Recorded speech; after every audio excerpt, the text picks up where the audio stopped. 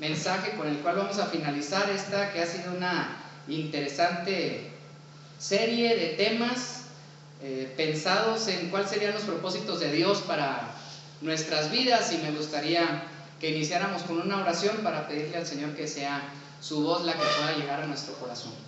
Padre, te bendecimos y te damos gracias. Lo hemos hecho a través de la alabanza, a través de la canción, pero de manera especial, Señor, queremos hacerlo en este momento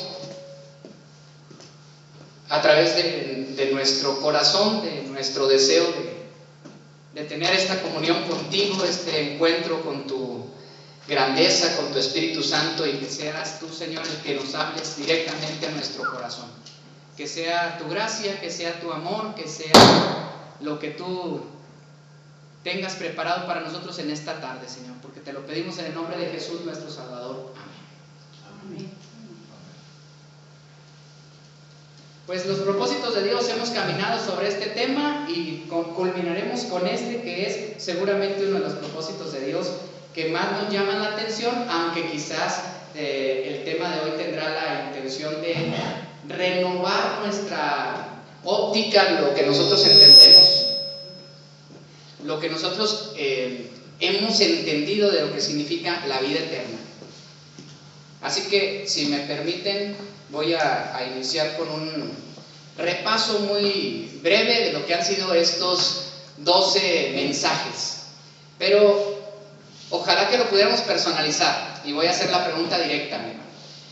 ¿Qué crees que Dios quiere para tu vida? No para la vida del que está enseguida. ¿Qué es lo que Dios quiere para tu vida?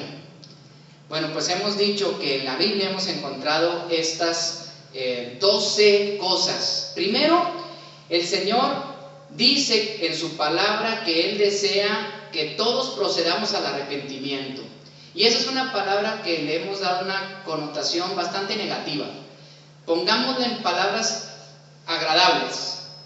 ¿Qué es? Que te arrepientas. No es estarte acusando o juzgándote. Lo que Dios nos dice es que Cristo vino al mundo no para juzgar ni para condenar, sino para darnos una nueva oportunidad. Arrepentirse significa reconocer nuestro camino y decir: podría empezar otra vez, podría tener una segunda oportunidad en mi vida, rehacer las cosas, retomar el camino, corregir los errores. Bueno, pues Dios quiere que tengas esa oportunidad. ¿Qué más quiere Dios? Dios quiere salvarte. Si le ponemos en un contexto religioso, muchos a lo mejor cerramos las cejas, fruncimos el ceño y decimos: ¿qué es eso? Pues yo no necesito que me salve de nada. Por supuesto que sí. La Biblia nos dice: Dios quiere rescatarte, perdonarte, restaurarte, es decir, tenderte la mano en una circunstancia en la que tú estás necesitado. Si tú crees no necesitar, entonces este camino no es para ti. Pero como la mayoría de los seres humanos, cuando somos honestos, decimos: ojalá que alguien pudiera ayudarme, pues vemos la mano poderosa de Dios extenderse hasta ti y decirte: yo quiero ayudarte. ¿Estás dispuesto? ¿Quieres tomar mi mano? Eso es la salvación. El Señor quiere tu santificación. Otra vez, santurronamente nos ahuyenta esta palabra. Decimos: bueno, ¿por qué hablan de la santidad? Bueno, la santificación es un proceso de mejora en la cual nuestra vida puede llegar al objetivo para la cual fue creada. Dios quiere eso para nosotros. ¿No es un buen objetivo? ¿No es un buen propósito? ¿No es un buen propósito para nosotros? Bueno, eso quiere Dios para ti. ¿Quieres que tu vida vaya bien? Acércate a Dios. Es el camino, Él es la forma en la cual nosotros podemos llegar a esa vida que sea mejor. Y además, Dios quiere que nosotros tengamos comunión con Él. Dios anhela, desde el Génesis, desde el 6º día de la creación, tener una relación personal con el ser humano. No con la humanidad, contigo. Ese es el propósito de Dios. Y le puse ahí entre paréntesis, son los propósitos verticales. Con esto quiero que pienses que Dios tiene propósitos directos con nosotros en este sentido, Dios y tu vida. En estos siguientes 4 mensajes que vimos por ahí del mes de febrero, movemos este eje y decimos: bueno, a lo mejor Dios quiere directamente con nosotros y con nuestro alrededor, en lo personal. ¿Cuáles son los propósitos de Dios para tu vida? Que tengas buena comunión con los demás, que tengas buena armonía, relaciones humanas sanas, que te lleves bien con la gente que te rodea. Y el mensaje de Jesús es un mensaje de paz. es un mensaje de común acuerdo, es un mensaje de buena voluntad, de relaciones afectivas sanas. Además, Dios quiere que tengas una buena relación familiar. Tuvimos un mensaje especial diciendo que en la Biblia se habla del matrimonio como un propósito de Dios y por lo tanto la familia como dentro de estos grandes propósitos de Dios para nuestra vida personal. Que tengas una familia que te ame y seres a los cuales tú puedas amar. Reino de Dios, que tengas tú personalmente una esperanza que te dé firmeza para el futuro. Cuando nosotros pensamos en la vida eterna, cuando pensamos en el reino de Dios, entonces todo lo que habremos de pasar en este tiempo presente es nada con el gozo de soñar estar en la presencia del Señor. Así que ese es el propósito de Dios, que guardes en tu corazón esta promesa. Y dimos un repaso acerca de las bienaventuranzas, las 10 palabras que Dios tiene para nosotros y que se pudieran resumir en este sencilla enunciado que puse ahí. ¿Qué es lo que quiere Dios? Léelo. Que seas feliz en todos los aspectos de tu vida. Hasta estos 8. ¿Les gusta el mensaje? Dios quiere lo mejor para nosotros. Ahora vamos a agregar otros 4, que son en nuestra relación horizontal, es decir, la relación que nosotros tenemos con los demás. Bueno, Dios quiere que tú puedas llevar a la práctica tus dones espirituales. Te ha regalado, te ha dotado, te ha dado capacidades con el fin de que tengas una vida de realización, que te sientas muy satisfecho con aquello que puedes hacer en beneficio de los demás. No hay un sentimiento más grato que esa satisfacción de las cosas realizadas. Así que Dios te ofrece su apoyo para que tú logres tus metas y que estas metas tengan un objetivo más pleno, más en la realización del otro. Predicar el Evangelio es un propósito de Dios. Dios quiere que nosotros compartamos con Él su proyecto de salvación. Es un privilegio, dice mi hermano Lalo del Porvenir, siempre tomar la palabra y compartir el Evangelio.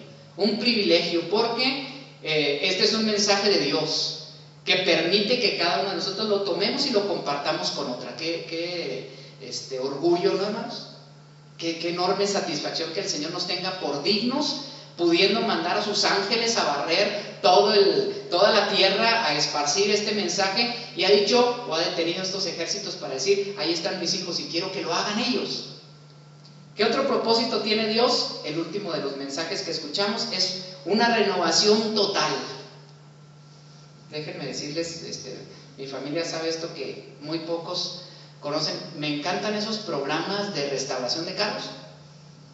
Me fascinan ver que llegan esos personajes y sacan una carcacha de un yonque que le tienen que poner cadenas y que lo arrastran al taller. Y bueno, pues deben ser muchísimas más horas, pero en apenas 40 minutos uno termina viendo una restauración total y dice uno, wow, qué máquina lograron.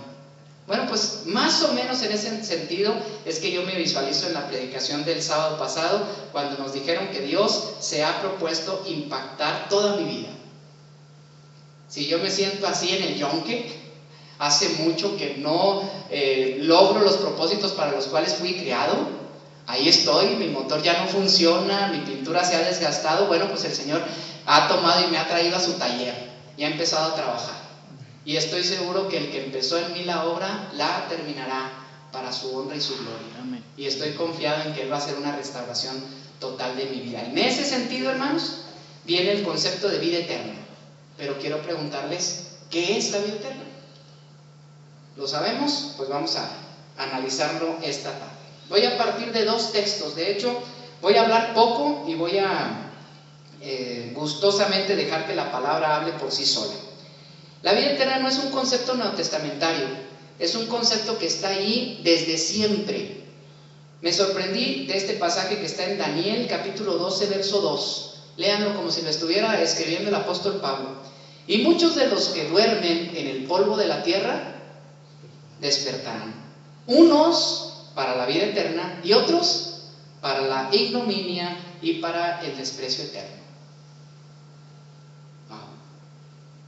escrito en el exilio, escrito para los judíos que no tenían clara esta idea de la vida eterna. Daniel sorprende con esta profecía inspirada por el Espíritu, sintiendo él que la vida presente no es la única, sino que muchos de los que duermen en el polvo de la tierra despertarán. Unos para la vida eterna, que es de lo que estamos hablando, y otros para la ignominia, el olvido, el desprecio eterno. La muerte eterna, lo dirá después el Nuevo Testamento. Juan, que habla mucho acerca de este tema en el capítulo 5, versos 28 al 29, dice: no os admiréis de esto, porque viene la hora en que todos los que están en los sepulcros oirán su voz, y saldrán los que hicieron lo bueno a resurrección de vida, y los que practicaron lo malo a resurrección de juicio. Esta es la idea más generalizada que existe. Todos entendemos lo real de un juicio venidero, y todos de alguna manera esperamos que al final de esta vida haya algo más, y a eso es a lo que le llamamos vida eterna. Tengo una imagen para ir modificando un poquito esta, que es la idea general de lo que ocurrirá. Apocalipsis 20, 12 y 13 nos va a relatar lo mismo, pero con un pequeño detalle, ojalá que todos lo observemos. Dice: vi a los muertos, lo dijo Daniel y lo dijo Juan, ahora lo dice el teólogo.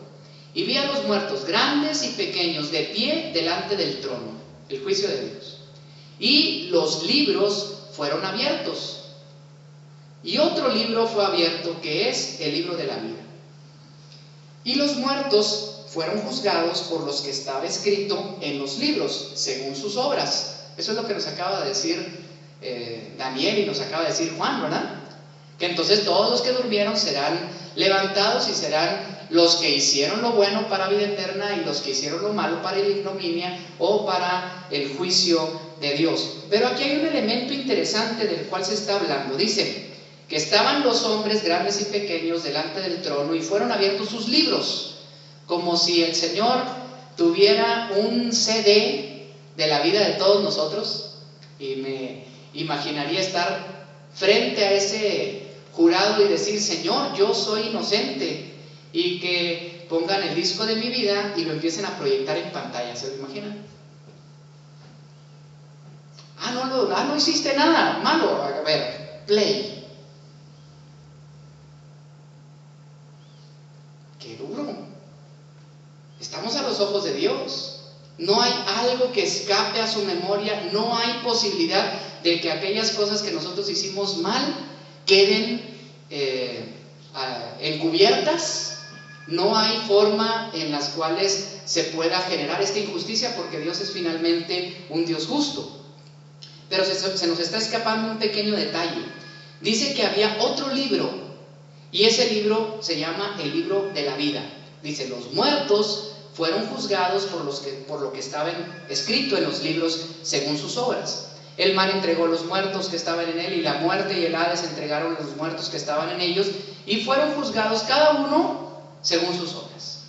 Pero hermanos, el Apocalipsis nos tiene una sorpresa, y nos habla, y permítanme dejar esta parte del mensaje hasta aquí, porque no es en realidad el enfoque que le quiero dar al mensaje, para decir que en el Apocalipsis hay una forma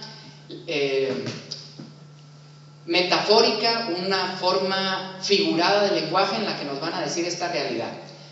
Nos dice que el término del tiempo presente será cuando Cristo irrumpa esta historia y regrese por segunda vez a la tierra, y que en ese momento los muertos en Cristo resucitarán primero. Y en ese tiempo Jesús, lo vamos a leer más adelante, tendrá como propósito reinar hasta poner a todos los enemigos por estrado de los pies del Señor, y luego entregará el reino al Padre. Ese espacio de tiempo es muy interesante, porque los muertos en Cristo resucitarán primero. Y después de todo este tiempo de Jesús reinando en la tierra, que el Apocalipsis habla de un tiempo definido de 1000 años, entonces los muertos resucitarán y se presentarán ante el gran trono de Dios. Y sus libros serán abiertos y serán juzgados según sus obras. Y si somos juzgados según nuestras obras, hermanos, entonces nadie será salvo. Lo repito para quienes se me perdieron. Entonces, ¿nadie será salvo? Sí, Aquellos que resucitaron en la primera resurrección, los que durmieron creyendo en Cristo. ¿Saben quiénes se resucitarán desde la llegada de Jesús? Los que están escritos en el libro de la vida. Esa es la única manera de no solamente exentarnos del juicio de Dios, es la manera de salir libres y no ser juzgados según nuestras obras. Ese es el mensaje, hermanos. La vida eterna es la promesa de Dios de estar delante de su presencia, y será para nosotros los que hemos permitido que nuestro nombre sea registrado en este libro de la vida. Pero permítanme hacer un cambio y analizar uno de los capítulos más dirigidos, más precisos en la idea de la resurrección de los muertos. La vida eterna. 1 Corintios capítulo 15, desde el verso 12 hasta el 19, nos habla de la vida eterna como una promesa. Dice: pero si se predica a Cristo que resucitó de los muertos, ¿eso predicamos, hermanos? Sí. En los primeros 12 versos, Pablo está diciendo: primero les expliqué lo que yo mismo recibí, que Cristo murió conforme a nuestros pecados y conforme a las Escrituras, y resucitó al tercer día. Si se predica que Cristo resucitó de los muertos, ¿cómo dicen algunos entre vosotros que no hay resurrección de los muertos? Porque si no hay resurrección de los muertos, entonces tampoco Cristo resucitó. Y si Cristo no resucitó, díganlo conmigo, vana es entonces nuestra predicación. ¿Para qué estamos predicando? Vana es también nuestra fe. ¿Qué estamos haciendo aquí, hermanos? Estaríamos perdiendo miserablemente nuestro tiempo. ¿Por qué? Bueno, porque lo que estamos haciendo no tiene ninguna trascendencia y nuestra vida sería exactamente igual que todos los demás. Así que este sería, dice el apóstol Pablo, un tiempo perdido. Vana es nuestra predicación, vana también es nuestra fe. Y somos hallados falsos testigos de Dios, porque hemos testificado de Dios que Él resucitó a Cristo, al cual no resucitó si en verdad los muertos no resucitan. Porque si los muertos no resucitan, entonces tampoco Cristo resucitó. Y si Cristo no resucitó, repite, vuestra fe es vana, aún estáis en vuestros pecados. Entonces también los que durmieron en Cristo no están dormidos, sino están en el olvido, en la ignominia, también perecieron. Porque si en esta vida solamente esperamos en Cristo, somos los más dignos de conmiseración de todos los hombres. Y dándole una traducción más correcta a este verso, diría: si creemos en Cristo solamente para esta vida, si no tenemos en cuenta la vida futura, la vida postrera, entonces pues la gente nos va a voltear a ver con conmiseración, nos va a ver con humillación. Pues, ¿qué estás haciendo ahí? ¿Quién te tiene ahí si no tiene sentido lo que estás predicando, si es una mentira en lo que estás creyendo? La vida eterna, a partir del versículo 20 y hasta el 28, sigue analizando el apóstol Pablo cuándo será la vida eterna. Mas ahora, esta es la esperanza: Cristo ha resucitado de los muertos y es primicias de los que durmieron. Es el primero de muchos que vendrán en la cosecha. Eso es lo que significa el término primicias. Porque por cuanto la muerte entró por un hombre, también por un hombre la resurrección de los muertos. Está hablando de Adán. Porque así como en Adán todos mueren, también en Cristo todos serán vivificados. Pero cada uno en su debido orden. Cristo el primero, las primicias. Luego los que son de Cristo, ¿cuándo, hermanos? En su venida. Luego el fin. ¿Se entendió esto que expliqué previamente? Entonces, ¿quién fue el primero en resucitar? Cristo. ¿Ha resucitado alguien más? No. Los que siguen resucitarán cuando Cristo regrese. ¿Quiénes serán los primeros en resucitar? Los que son de Cristo en su venida. Y luego el fin, después de este tiempo que el Señor reine sobre la tierra y ponga a todos sus enemigos por estrado de sus pies. Luego el fin, cuando entregue el reino al Dios y Padre, cuando haya suprimido todo dominio, toda autoridad y toda potencia, porque es preciso que Él reine hasta que haya puesto a todos sus enemigos debajo de sus pies. Y el postrer enemigo, el último enemigo que será destruido, es la muerte. porque todas las cosas las sujetó debajo de sus pies. Y cuando dice que todas las cosas han sido sujetas a Él, claramente se exceptúa aquel que sujetó a Él todas las cosas. O sea, Jesús tendrá dominio sobre todo, excepto del Padre, porque el Padre fue quien sometió todas las cosas o permitió esta sujeción. Pero luego que todas las cosas le estén sujetas, entonces también el Hijo mismo se sujetará al que le sujetó a Él todas las cosas, para que Dios sea todo en todos.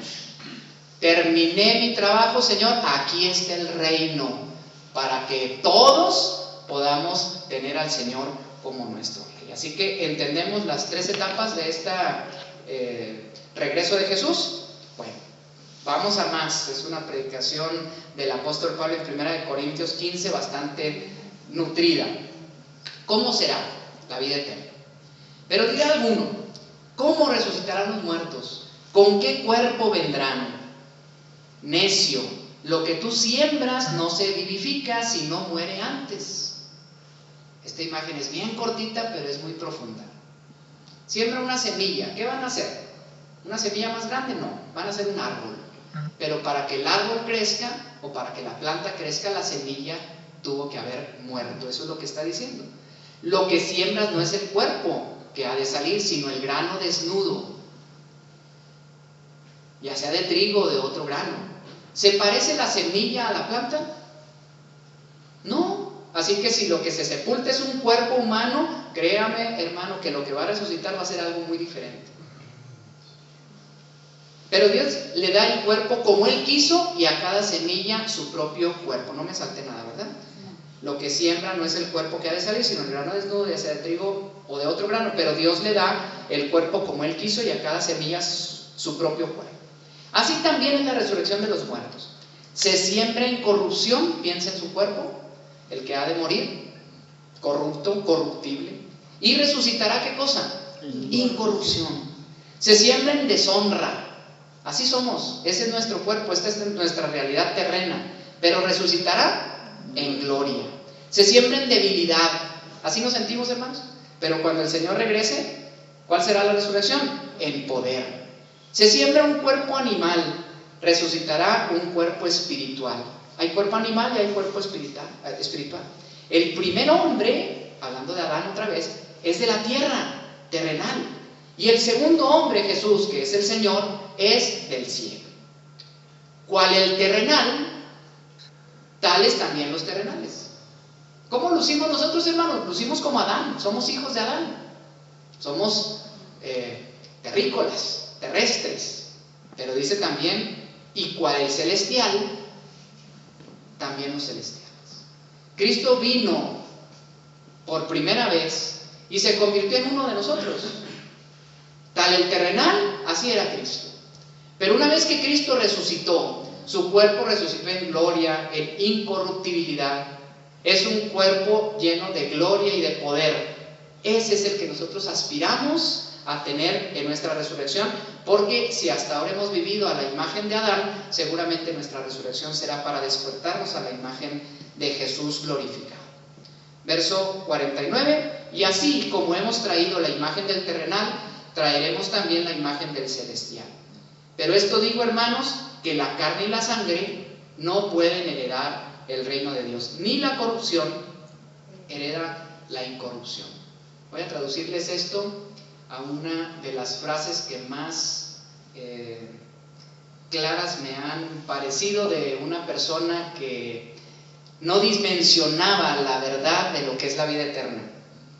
En un cerezo se predicaba el evangelio, y caminando el predicador entre las celdas les dice a unos que estaban ahí: vengan, les vamos a predicar de la vida eterna. Y aquellos hombres, y sé que fue una realidad, se voltea uno de ellos, se sonríe y dice: no, con la garra de vida que me ha tocado tener, y tú me la ofreces eterna. Es que la vida eterna no es bajo los criterios humanos. Es que la vida eterna no es una vida que continúe permanentemente bajo las debilidades y bajo las corrupciones y bajo los dolores y bajo los problemas de nuestro tiempo presente. Es una realidad totalmente distinta. Es una esperanza de gloria que puede armonizar con los 12 mensajes que vimos al principio de esta predicación. Es el momento en el cual Dios va a lograr todos estos propósitos en nuestra vida y para siempre, y totales y plenos y definitivos. Así que esa vida sí vale la pena vivirla, y vale la pena vivirla eternamente. La vida eterna, conclusión a la que llega el apóstol Pablo en 1 Corintios 15, 51 dice aquí: he aquí os digo un misterio.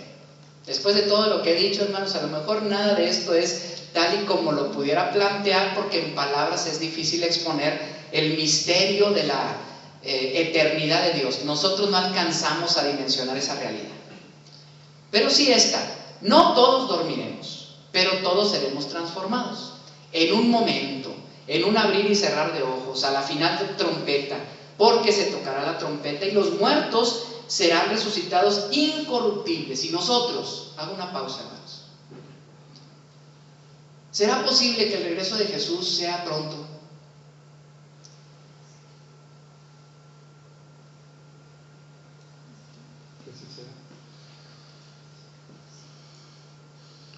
Pues lo que oímos en las noticias, hermanos, nos dice que es inminente.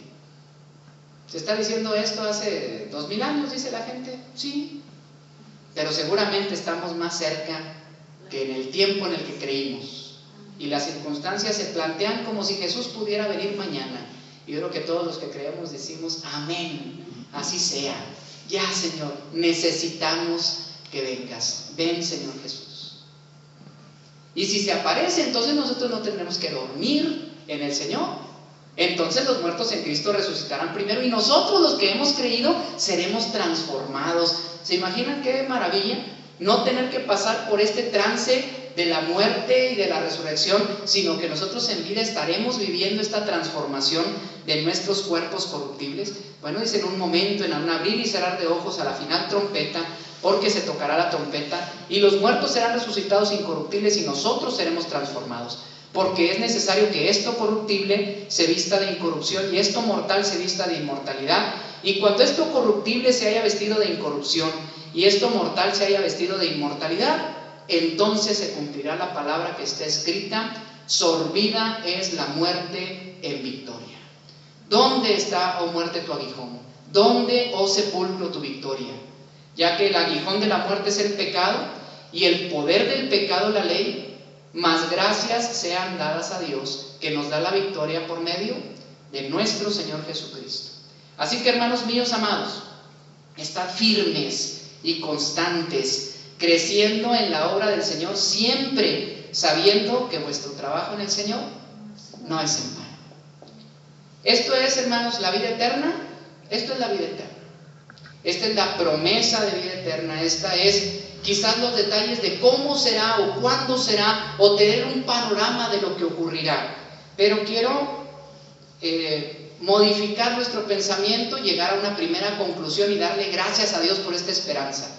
Pero preguntarnos, hermanos: Dios quiere para ti la vida eterna, pero ¿será lo mismo vida eterna que inmortalidad?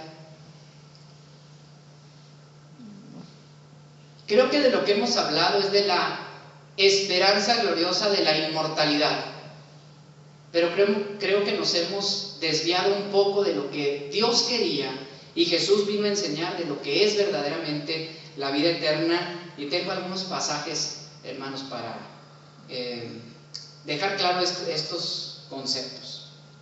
El apóstol Pablo, siempre que predicaba, decía algo personal, y decía: iba yo camino de Damasco, y entonces una luz potente me cegó y me tumbó del caballo, y entonces dije: ¿quién eres, Señor? Y la voz me dijo: yo soy Jesús a quien tú persigues. Y su vida fue transformada. Yo creo que todos tenemos una historia similar.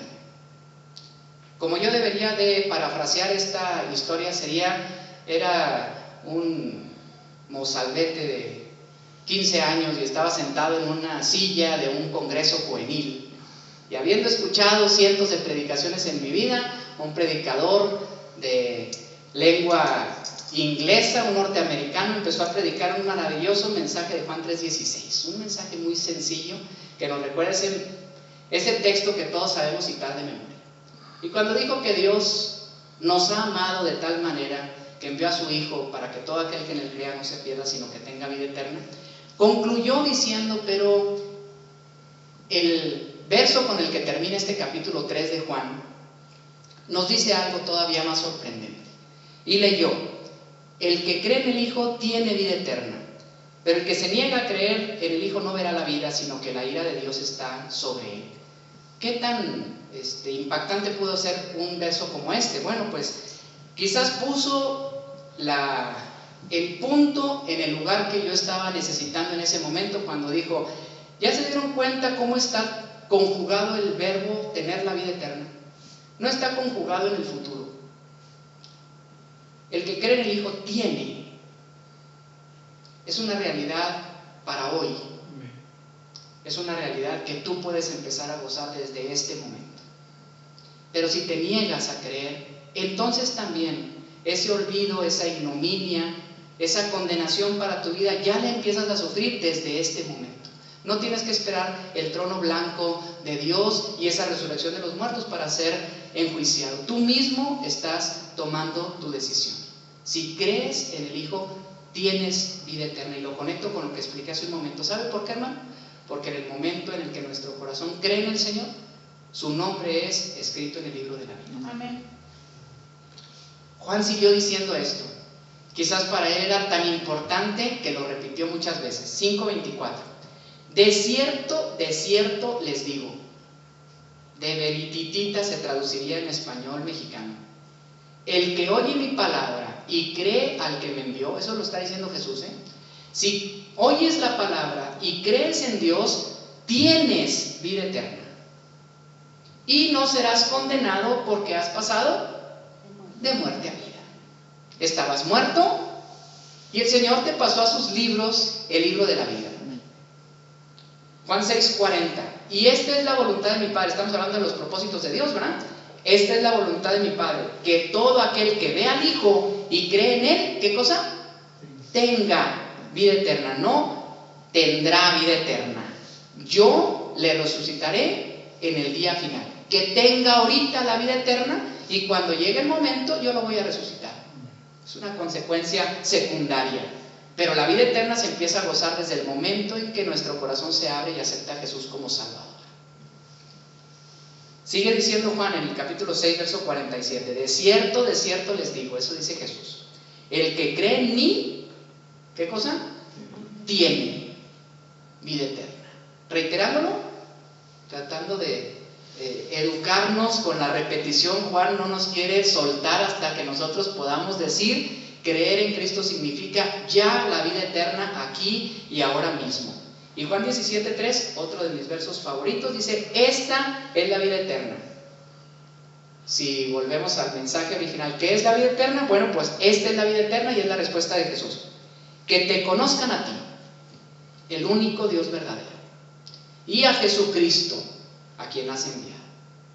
No dice Jesús y a mí, dice y a Jesucristo, porque Jesús está poniendo en esa frase, en esa palabra, el propósito de Dios, que es conocer al Salvador que fue ungido para salvarnos. Aquel que es capaz de conocer a Dios y saber que puso en Jesucristo un camino para salvación, que lo ungió para que fuese el Salvador de mi vida, entonces tenemos la vida eterna.